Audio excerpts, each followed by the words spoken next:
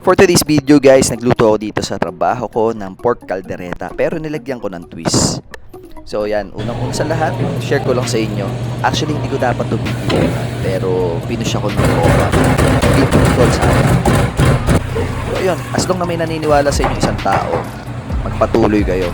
Kasi sobrang importante yun sa buhay. Isa yun sa reminders na dapat kayong magpatuloy sa kung anong nagpisahan. Okay? So yun, umpisa tayo. Kain muna tayo ng boiled egg, umpisa tayo ng buko juice bago tayo magluto. So unang-una sa lahat, naglagay tayo ng oil, garlic na may balat. Subukan nyo din. Nagbibigay ng aroma yung balat. Tapos itong pork ribs trimmings, pinakuloan ko lang to ng 30 minutes sa salt and pepper and water. Kung malambot na, nilagay ko doon sa sinosotay natin. Lagay tayong konting asin, black pepper, then tomato sauce. Lalagay ko pala sa comment or description yung pinaka-ingredients para masunod nyo kung ano yung mga nito. Then, carrots and potatoes, pan-seared lang natin para maganda ang kulay. Bay leaf. Ito yung pinaka-twist. Nilagyan ko siya ng cumin.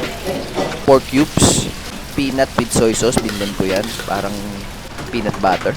Then, ito yung pork stock tubig galing sa BBI. Ito, boss. So, yung pinagpakuluan ko. Kasi kailangan pa natin ito palambutin kaya dinagdagan ko ng tubig. Hindi pa siya ganong malambot. So, mga total cooking time, 1 hour. Then, bell pepper and jalapeno. Ginrill ko lang. Then, coconut milk.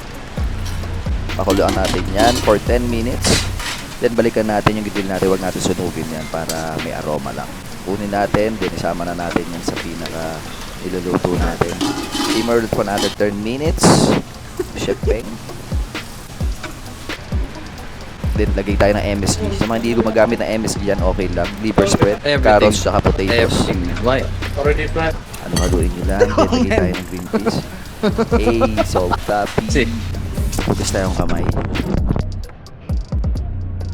Oh, yan, balikan na natin ito, niluluto natin. Lagay na natin green peas, tapos at tawagin natin squid pepper natin. So, sa mga hindi nagluluto dyan, try nyo itong niluto ko para maiba din.